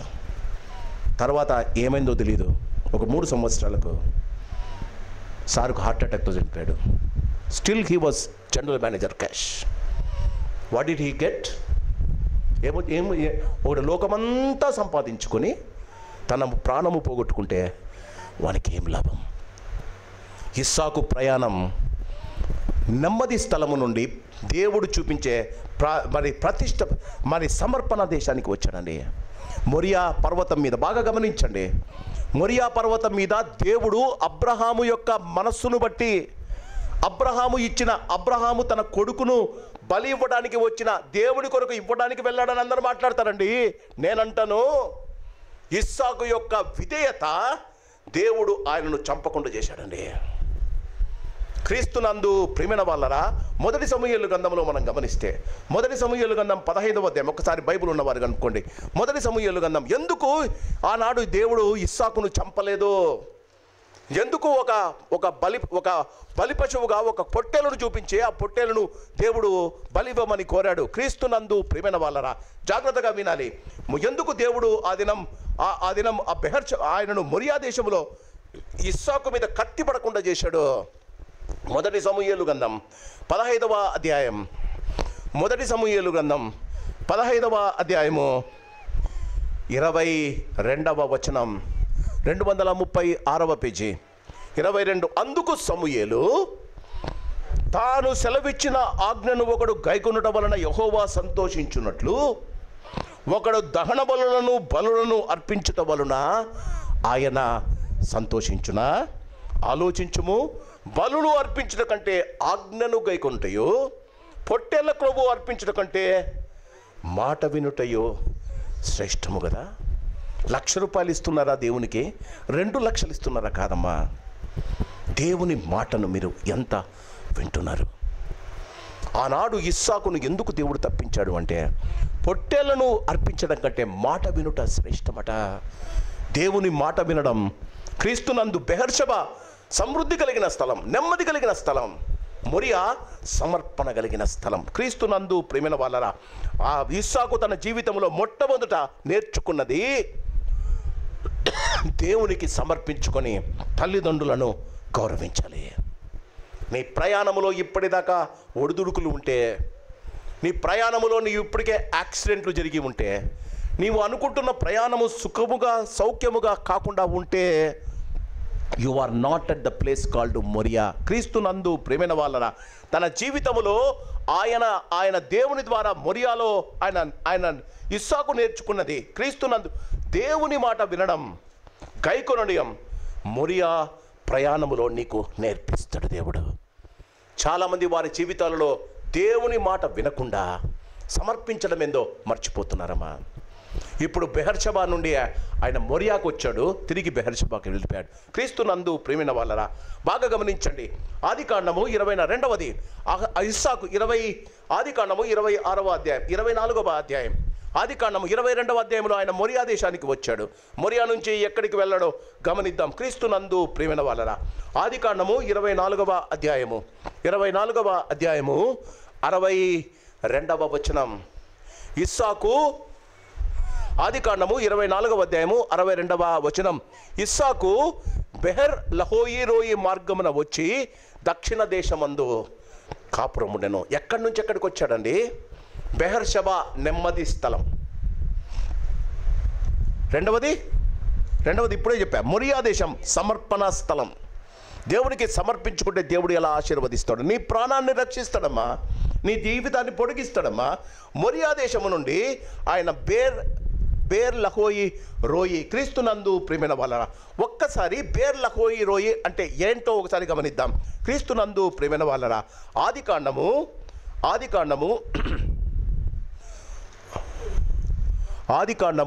16వ అధ్యాయం ఆదికాండము 16వ అధ్యాయములో దేవుడు హాగరును అబ్రహాము తరిమి వేస్తాడు. ఇష్మాయిలుతో పాటు హాగరును అబ్రహాము తన ఇంటి నుండి శారా మాట విని తరిమి వేస్తాడు. తరిమి వేసిన అతనిని క్రీస్తునందు ప్రియమైన వాళ్ళరా, 16వ అధ్యాయము 13వ వచనం. అది అంటే హాగరు చూచుచున్న దేవుడు నీవే అని అను పేరు తనతో మాట్లాడిన యెహోవాకు పెట్టెను. ఎలయనగా నన్ను చూచిన వాణ్ణి నేను ఇక్కడ చూచితిని కదా అని అనుకొనెను. అందుచేత ఆ నీటి బుగ్గకు బెయర్ లహోయి రోయి, కింద ఉంది చూడండి 2, నన్ను చూచుచున్న సజీవమైన బావి. నన్ను చూచే దేవునిది. చూడండి, ఆయన నెమ్మది కలిగిన స్థలము నుండి బెహర్షబా నుండి ఆయన మొరియాకు వచ్చాడు, సమర్పణ దేశానికి. సమర్పణ దేశము నుండి దేవుడు నన్ను చూడాలి అనుకున్న బెహర్ లహోయి రోయి దగ్గరికి వెళ్ళాడండి.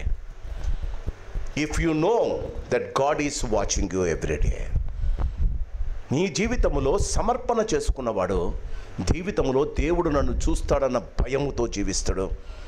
పొతీఫర్ ఇంటిలో పొతీఫర్ భార్య యోసేపును ప్రేరేపించింది కదా, యోసేపును ప్రేరేపించింది.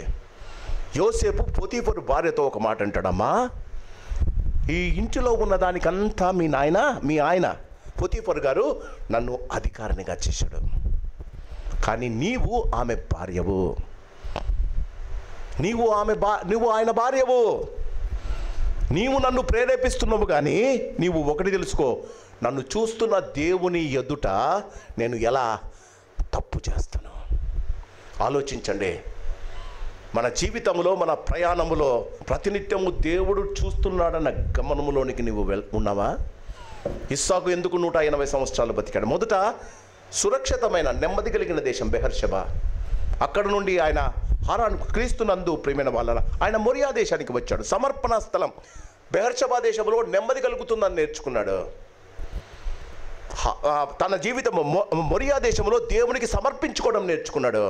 మొరియా దేశము నుండి ఆయన బెర్ లహోయి రోయి క్రీస్తునందు వచ్చాడు. సమర్పణ స్థలంలో ఏమి దొరుకుతుంది నీకు? క్రీస్తునందు ప్రియమైన వాళ్ళరా, ఆదికాండము 24వ అధ్యాయం 62వ వచనం ఒక్కసారి చదువుకుందాం, దయచేసి గమనించండి. I close with in very fast. ఆదికాండము 24వ అధ్యాయము 62వ వచనం. ఇస్సాకు బెహర్లోయి మార్గమున వచ్చి దక్షిణ దేశమందు కాపురం ఉండెను. సాయంకాలమున ఇస్సాకు పొలములో ధ్యానింప బయలువెళ్ళి కన్నులెత్తి చూచినప్పుడు ఒంటెలు వచ్చుచుండెను.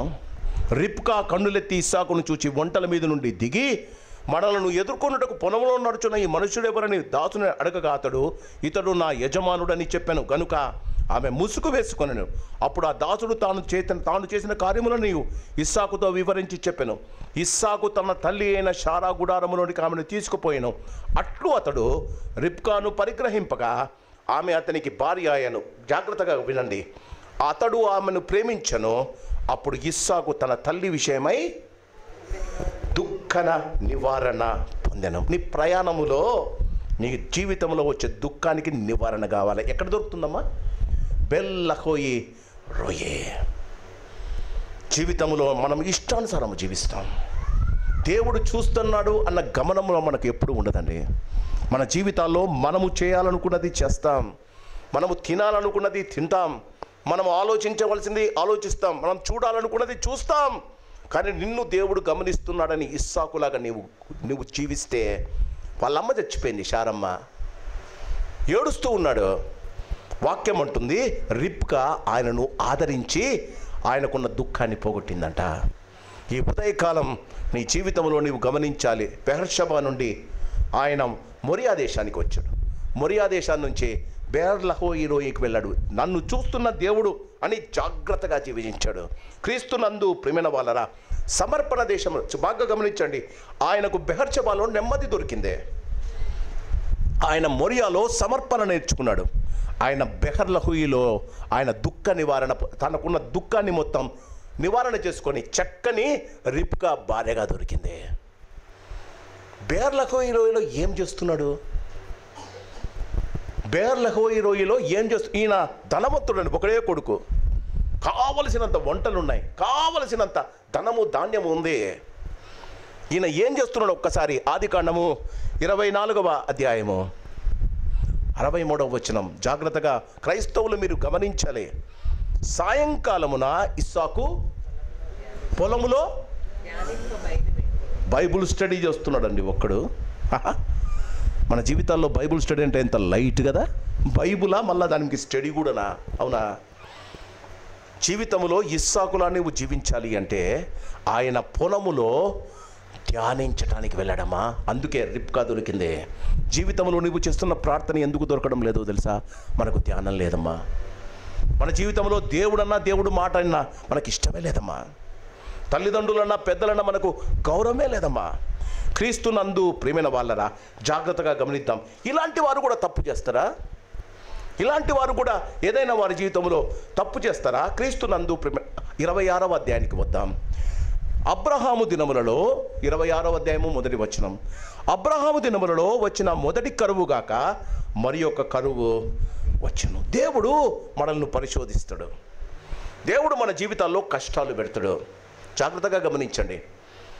మొరే దేశంలో ఆయన ఉన్నప్పుడు, ఎవరు? అబ్రహాం ఉన్నప్పుడు దేవుడు కరువు తెప్పించాడు. కరువు తెప్పించి ఆయనను తిరిగి బేతేలుకు రమ్మని కరువు తెప్పించాడు. కానీ అక్కడ ఆయన బేతేలుకు రాకుండా ఎక్కడికి వెళ్ళాడండి?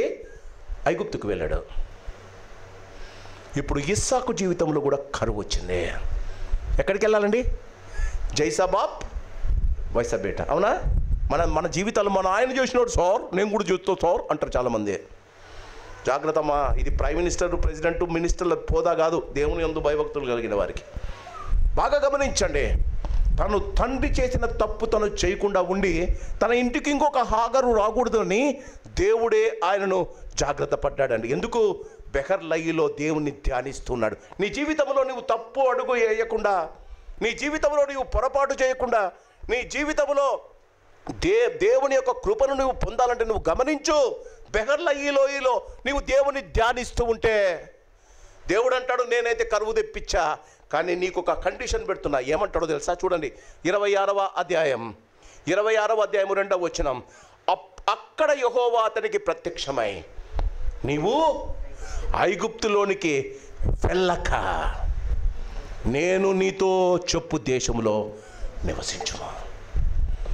మీ నాన్న పోయి తప్పు చేశాడు ఇస్సాకు, నీకు ఒక బ్రదర్ను తెచ్చిపెట్టాడు మీ నాన్న. నువ్వు ఇలాంటి తప్పు బాగా గమనించండి అమ్మా. మనము పడకముందే చేయి పట్టుకొని నిన్ను ఎత్తాలి అంటే నువ్వు బెహర్లయిలో ధ్యానించడానికి ఇష్టపడి ఉండాలి. పడిన తర్వాత బయటికి రావడానికి చాలామంది కష్టపడతారు. పడక ముందే దేవుడు నిన్ను జ్ఞాపకం ఉంచుకొని. ఎందుకమ్మా? వై? ఆయన చూచే దేవుని సన్నిధానానికి వెళ్ళాడు, చూచే దేవుని సన్నిధానంలో ధ్యానించడానికి ఇష్టపడ్డాడు. నీ జీవితంలో ఎందుకు మడుగులు కలిగిన, లేకపోతే భయంకరమైన ఊబిలో నువ్వు ఎందుకు ఇరుక్కున్నావో తెలుసా? దేవుని ధ్యానించడానికి నీ మనసును పెట్టవమ్మా. ఈ ఉదయకాలం క్రీస్తునందు ప్రియమైన వాళ్ళ జాగ్రత్తగా మాటలు గమనిద్దాం. ఈ దేశమందు పరవాసిపై ఉండుము. దేవుడు అంటున్నాడు ఫర్ టెంపరరీ. జాగ్రత్తగా వినాలి. ఇస్సాకు నెమ్మది నుండి ప్రమాణం కలిగిన దేశం, వాగ్దానము సమర్పణ కలిగిన దేశానికి వచ్చాడు. సమర్పణ దేశం నుండి దేవుడు చూపించు, జాగ్రత్తగా వినాలి, దేవుడు చూపించు బెహర్లోయకి వెళ్ళాడు, చూచే దేవుని స్థలానికి వెళ్ళాడు, అక్కడ ధ్యానించడం నేర్చుకున్నాడండి. దేవుడు అంటాడు కరువు రప్పించా. నేను ఇక్కడ క్రీస్తునందు ప్రేమైన వాళ్ళరా గెరారులో ఉన్నాడు ఆయన. దేవుడు అంటాడు గెరారులో, జాగ్రత్తగా వాక్యం చూడండి, ఈ దేశమందు, వాక్యము జాగ్రత్తగా వినాలి, ఈ దేశమందు 3వ వచనం, ఈ 26:3, ఈ దేశమందు ఏమనుందమ్మా? పరవాసి అంటే ఏంటి చెప్పండి? పరవాసి అంటే పర్మనెంట్ కాదు, టెంపరరీ, 1 month 2 months నేను చెప్పేదాకా. పర్మనెంట్గా ఉండొద్దు ఇస్సాకు, నేను నీకు చెప్పుతాను, నీ జీవితంలో ఇక్కడ నువ్వు టెంపరరీగా ఉండు. ఇంతగా జ్ఞానం కలిగిన వాడు. 26వ అధ్యాయము 6వ వచనం ఏముందమ్మా? ఇస్సాకు గెరారులో నివసించను. దేవుడు ఇక్కడ ఉండొద్దు, ఇక్కడ ఉండొద్దు, నీకు ఇక్కడ ఉండొద్దు, గెరారులో కొన్ని రోజులు ఉండు, నేను నిన్ను తీసుకెళ్ళిపోతా. మనోడు టెంట్ వేసుకున్నాడండి. టెంట్ వేసుకొని నివసించడానికి స్టార్ట్ చేశాడండి. స్టార్ట్ చేయగానే స్టార్ట్ అయిందండి ప్రాబ్లమ్స్. ఏంటంటే వెంటనే భార్యను చూశాడు రిబ్కాను. అమ్మ, అబీమెలెకు ఆమెను ఎత్తుకుపోయాడు. వచ్చి భార్య అయిన రిబ్కాను చూడండి, వాక్యంలో చూడండి, 7వ వచనం, అతని భార్యను చూచి, ఆ చోటి మనుషులు అతని భార్యను చూచి ఆమె ఎవరని అడిగినప్పుడు అతడు, ఆమె నా సహోదరి. వాళ్ళ నాన్న మాదిరి అబద్ధం ఆడా? దేవుడు ఉండవద్దు అనే చోటులో నీవు ఉంటే, దేవుడు కూర్చోవద్దు అని చెప్పిన స్థలంలో నీవు కూర్చుంటే, దేవుడు లోకంలో టెంపరరీ వెళ్ళు, లోకంలో వెళ్ళు, 8 గంటలు పని చేసుకొని ఇంటికి వచ్చే, గుడికి వచ్చే, నీ ఇంటికి వచ్చే, రావే. ఆఫీస్ ఏంటంటే అట్టట్టట లోకం పోయి వస్తావు కదా. మొట్టమొదట అబద్ధానికి తావిస్తావు. దేవుడు టెంపరరీగా ఉండమంటే నివాసం ఏర్పరచుకున్నాడండి. స్టార్ట్ అయిందండి. మొదట ఆమెను చూసి ఏమన్నాడండి రిబ్కాను చూసి? అబద్ధం స్టార్ట్ అయిందండి. నీవు లోకములో ఉన్నప్పుడు సాతాను మొట్టమొదట నిన్ను ఏం చేస్తుందో తెలుసా? నీతో అబద్ధం చెప్పిస్తుంది. క్రీస్తునందు ప్రియమైన వాళ్ళరా అబీమెలెకు రిబ్కాను ఎత్తుకుపోయాడు. షారాను ఐగుప్తు రాజు తీసుకుపోయినట్టు ఎత్తుకుపోయి భార్యగా చేసుకుందామన్నాడు. తరువాత కింద మనం గమనిస్తాం, ఇస్సాకు రిబ్కాతో సరసమాడడం చూద్దాం, ఆమెను పిలవడం బాగా గమనించండి. ఇంత గొప్పవాడు, దేవుడి చేత ఆశీర్వదింపబడినవాడు, దేవుడు చూస్తున్నాడు అనుకున్నవాడు గెరారులో నివాసం వేసుకున్నాడు. నీవు అదే కదా చేసింది. దేవుడు నిన్ను ప్రతినిత్యము కాపాడుతూ చూస్తూ నిన్ను బాగు చేయాలని ఆయన మాట చేత నిన్ను సంధిస్తే, no I'm comfortable here, no I'm happy here, no I'm doing everything here కదా. దేవుడు అంటున్నాడు ఇది స్థలము నీది కాదయ్యా, నువ్వు వచ్చేయి, కొంచెం కష్టమైనారా, కొంచెం నష్టమైనారా, రావే. గెరారులో నివసించాడు, భార్యను పోగొట్టుకున్నాడు, అబద్ధమాడడం ప్రారంభించాడమ్మా. అబీమెలెకు ఒక అబీమెలెకు అనే అక్కడ ఉన్న ఒక రాజు పిలిచి తిడతాడట. ఆలోచించండి, నీతిమంతుడు దేవుని చేత ఆశీర్వదింపబడిన వాడు అన్యుని చేత. చూడండి ఒక్కసారి 11వ మాట, క్రీస్తునందు ప్రియమైన వాళ్ళ 10వ వచనం, అందుకు అబీమెలు, నీవు మాకు చేసిన పని ఏమి? ఈ చెడులో ఎవడైనా ఆమెతో నిరబంధంగా క్షీణించవచ్చునే, అప్పుడు నీవు మా మీదికి పాతకము తెచ్చిపట్టు వాడవు కదా. రెండవది, అన్యులు నిన్ను తిట్టడం ప్రారంభిస్తారు. ఇస్సాకునండి అన్యులు నిన్ను ప్రారంభిస్తాడు, అయినా మారలేదండి. మొదట నివాసం వేసుకున్నాడు. రెండవది 12వ వచనం, ఇస్సాకు ఆ దేశముందున్న వాడై విత్తనము వేసి ఆ సంవత్సరము. మీరు నన్ను ఒక ప్రశ్న వేయాలి, దేవుడు ఉండొద్దన్నాడు కదా, దేవుడు ఉండొద్దన్నాడు కదా, మళ్ళీ విత్తనం వేస్తే 100 అంతల ఫలం ఎందుకు వచ్చింది? పాస్టర్ గారు నేను ఇక్కడ ఉంటే నాకు ప్రమోషన్ వస్తుందండి, నేను ఒక అబద్ధం చేస్తే నాకు 1000 రూపాయలు వస్తుందండి, నేను ఒక అక్రమం చేస్తే నాకు 1,00,000 రూపాయలు వస్తుందండి, నేను టేబుల్ కింద చేయి పెడితే నాకు 1,00,00,000 రూపాయలు వస్తుందండి కదా. దేవుడు he will allow you to do it, he will allow you to do it. ఎందుకు? నీవు లోకములో ఉన్నావు. గెరారు అంటే లోకం అండి. క్రీస్తునందు ప్రేమైన వాళ్ళరా, తన జీవితంలో క్రీస్తునందు ప్రేమైన వాళ్ళరా, గెరారు లోకంలోనికి వెళ్ళాడు. క్రీస్తు మొదట నివాసం వేసుకున్నాడు, తరువాత విత్తనము చేశాడు. క్రీస్తునందు ప్రేమైన వాళ్ళరా, గమనించండి క్రీస్తునందు ప్రేమైన వాళ్ళరా. చూడండి 15వ వచనం, 26-15. అతని తండ్రి అయిన అబ్రాహాము దినములో అతని తండ్రి దాసులు తవ్విన బావులన్నిటి ఫిలిష్తీయులు మన్ను పోసి పూడ్చివేసిరి. అబీమెలెకు క్రీస్తునందు ప్రేమైన వాళ్ళరా, నీవు బహుబలము వాడు కనుక మా ఇద్దరు నుండి వెళ్ళిపోమని ఇస్సాకుతో చెప్పగా, ఇస్సాకు అక్కడ నుండి వెళ్ళి గెరారు లోయలో గుడారము వేసుకొని అక్కడ నివసించను. అప్పుడు తన తండ్రి అయిన అబ్రాహాము దినములో తవ్విన నీళ్లు బావులను ఇస్సాకు తిరిగి 3 విషయాలు చేశాడండి. మొదట నివసించాడు, రెండవది విత్తనం వేశాడు, మూడవది అక్కడ గెరారు నుంచి వెళ్ళిపోమంటే వెళ్ళిపోలే, గెరారు లోయలో ఉండి బావులను త్రవ్వించాడు. అక్కడ ఉన్న వాళ్ళు వచ్చి మట్టితో పూడ్చి వేశారట. ఆ దినాల్లో బావి దువ్వడానికి 3-4 సంవత్సరాలు పట్టేదంట. 3-4 సంవత్సరాలు మనుషులు పెట్టుకొని బావి దొబ్బిస్తే 3 రోజుల్లో మట్టి వేసి మూడ్చి వేశారు. 4 సార్లు జరుగుతుంది. ఎందుకండి? జగడం. లోకములో తాను దేవుడు అతనిని ఆశీర్వదించి బేర్లహోయిలోయలో ధ్యానము నేర్పిస్తూ ఉంటే, దేవుడు ఆయనను తిరిగి బెహర్లోయకి వెళ్ళమంటే ఆయన గెరారులో వచ్చి నివసించాడు. జీవితంలో ఎన్నిసార్లు దేవుని చెప్పిన మాటను వినకుండా ఐఎమ్ వెరీ కంఫర్టబుల్.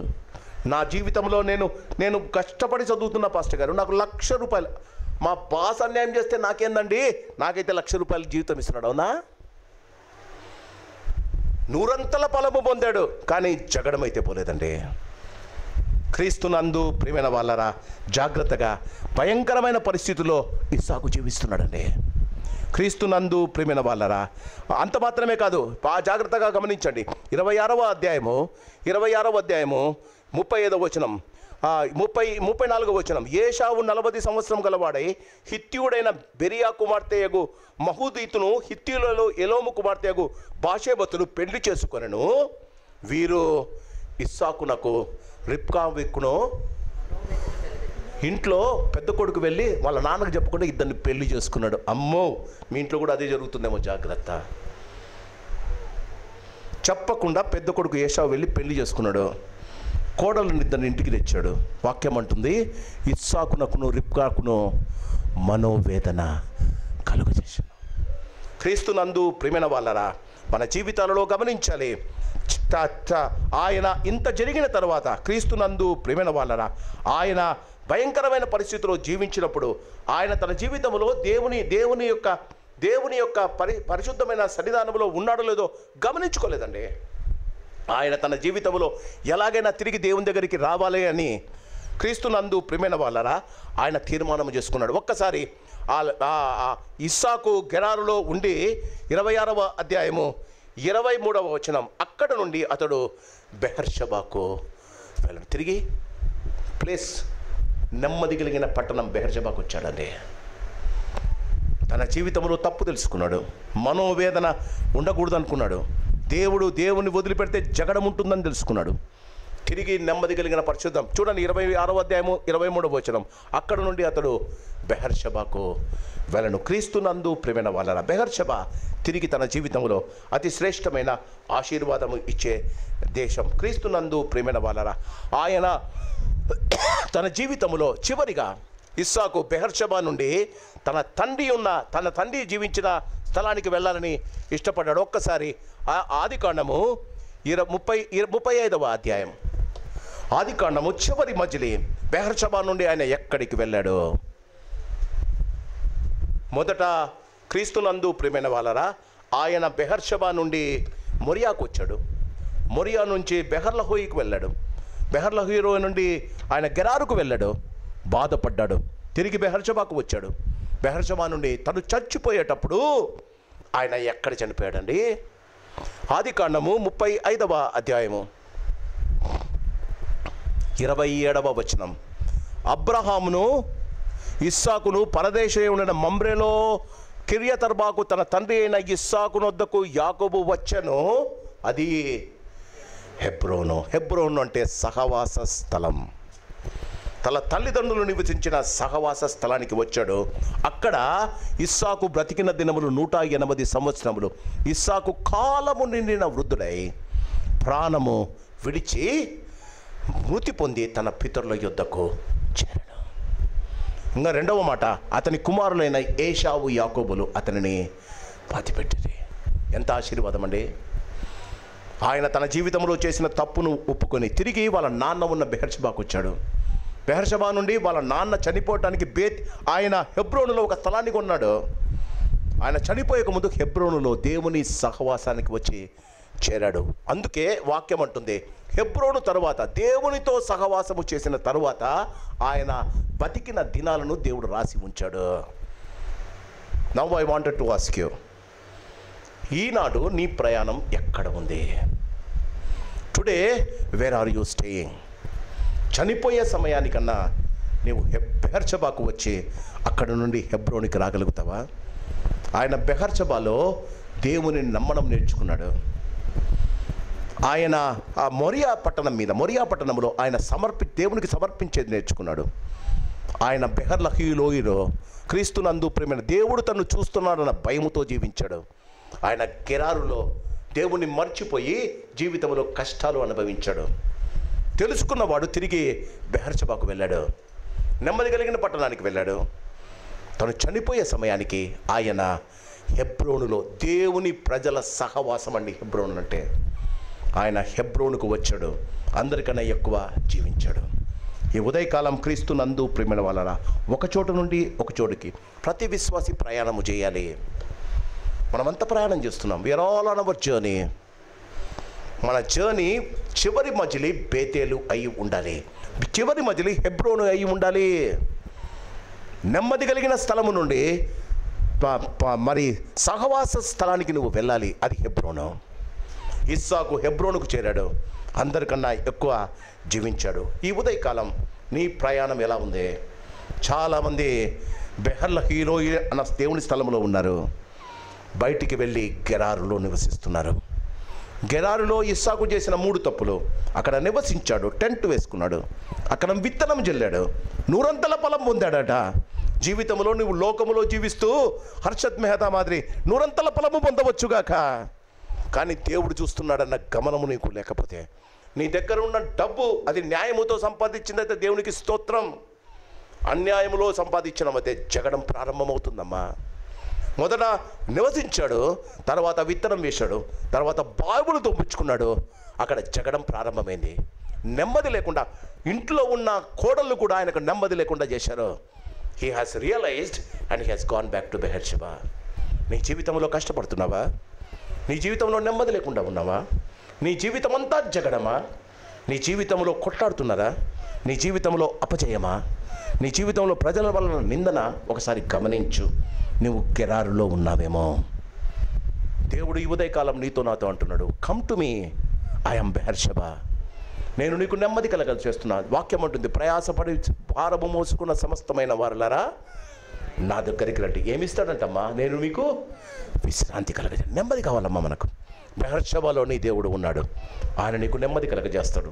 బెహర్షెబా నుండి 175 వాడు ఆయన హెబ్రోనుకు వెళ్ళటానికి ఇష్టపడ్డాడు. 180 సంవత్సరాలు కలిగిన వాడు హెబ్రోనులో నివసించడానికి ఇష్టపడుతుంటే 60 సంవత్సరాలు దాటని నీవు హెబ్రోను గురించి ఆలోచించకపోతే ఎలాగమ్మా? He was 180 years. ఇస్సాకు 180 సంవత్సరాల వాడు, ఆయన హెబ్రోనులో నివసించడానికి ఇష్టపడ్డాడు. దేవుని సహవాసులతో జీవించడానికి ఇష్టపడ్డాడు. నీకు ఇంకా 60 దాటలేదే. నీవు దేవుని హెబ్రోనులో ఉండటానికి నువ్వు ఇష్టపడకపోతే నీ జీవితానికి ఎలా నెమ్మది దొరుకుతుందమ్మా? ఒక్కసారి ఆలోచించుకుందాం. ఎక్కడున్నాం? బెహర్షెబాలో ఉన్నామా? మరి మొరియా దేశంలో ఉన్నామా? బెహర్లహోయిలో ఉన్నామా? గెరారులో ఉన్నామా? తిరిగి బెహర్షెబాకు వచ్చామా? చివరి మజిలీ ఎక్కడండి? హెబ్రోను చేరుకుంటావా? చాలామంది పాటలు పాడతారు, పరదేశము పరలోకము నా దేశము, పరలోకము నా దేశము. ఆ పరలోకము చేరాలి అంటే 95వ కీర్తనలో ఉంది, ఆయన ఇంట, ఆయన సంఘము ఇంట నీవు నాటబడితే ఆయన ఆవరణములో నీవు వర్ధిల్లుతావు. దేవుడు తన వాక్యాన్ని దీవించి ఆశీర్వదించును గాక. చిన్న ప్రార్థన చేసుకుందాం. మన జీవితాల్లో మనం ప్రయాణంలో ఉన్నాం. పితరుల రెండవ ప్రయాణం. ఆశీర్వదింపబడిన ఇస్సాకు కూడా తప్పు చేశాడమ్మా. ఒకవేళ ఈ దినం నువ్వు తప్పు చేశావేమో, నీ ప్రయాణంలో ఒడిదుడుకులు ఉన్నాయేమో, నీవు తీసుకున్న ఆలోచన నిన్ను భయపెడుతుందేమో, నీవు భయపడుతూ ఉన్నావేమో. దేవుడు నీతో అంటున్నాడు, don't worry, come back to me. యేసు ప్రభు అందరికి ఇచ్చిన అతి శ్రేష్టమైన ఆహ్వానం. ప్రయాసపడు భారము మోసుకుంటున్న నీ ఆలోచన నీకు భారమేమో, నీ అనారోగ్యం నీకు భారమేమో, నీ ఆర్థికపరమైన ఇబ్బంది భారమేమో, నీ కుటుంబ సమస్య నీకు భారమేమో, ఏ భారమో దేవుడు అంటాడు, సమస్తమైన వారులారా నా యొద్దకు రండి. Come back to Beersheba. ఆయన యొద్ద నీకు నెమ్మది దొరుకుతుందమ్మా. ఆయన అంటాడు, నా నా నా కాడి చులువైనదే, నా కాడి తేలికైనది. దేవుని దగ్గరికి వద్దాం. ప్రభువా, నేను గెరారులో నివాసం చేస్తున్నా, నేను గెరారులో నేను విత్తనం వేయటానికి, లోకములో నేను సంపాదించడానికి ఇష్టపడుతున్నానయ్యా, అన్యాయంగా జీవిస్తున్నానయ్యా, నన్ను క్షమించు అని నువ్వు చెప్పగలిగితే ఆయన నమ్మదగిన వాడు, పరిశుద్ధుడా, ప్రేమ కలిగిన తండ్రి. పితరుడైన ఇస్సాకు జీవితం ద్వారా మీరు మాతో మాట్లాడారు. మా జీవితంలో మేము ఎక్కడ ఉన్నామో మాకు తెలుసయ్యా. కొంతమంది బెహర్షబాలో ఉన్నామని అనుకుంటున్నారు, కానీ గెరార్లో ఉన్నారయ్యా. కొంతమంది బెహర్లహోయిలో ఉన్నారని అనుకుంటున్నారు, కానీ వారు కూడా గెరార్లోనే ఉన్నారయ్యా. కొంతమంది గెరార్లో ఉన్నామని తెలుసుకుంటున్నారయ్యా. వారిని మీరు జ్ఞాపకం ఉంచుకొని వారి ప్రార్థనలు మీరు అంగీకరించి తిరిగి వారిని బెహర్షబాకు తీసుకెళ్ళండి అయ్యా. మేము అక్కడి నుండి మీరు హెబ్రోనుకు తీసుకుని వెళ్ళే దేవుడవయ్యా. మేము మా పరిశుద్ధుల సహవాసంలో ఆనందించగలిగిన కృప మాకు దయచేయమని వాక్యాన్ని మా హృదయంలో పదిలపరిచి మా ప్రయాణంలో ఒడిదుడుకులను సరిచేసుకొని మేము బెహర్షబాకు నీ సన్నిధికి తిరిగి రావడానికి మాకు నేర్పించమని ప్రాణప్రియుడైన యేసు నామాన్ని అడిగి వేడుకుంటున్నాం మా పరమ తండ్రి. ఆమేన్. God bless you.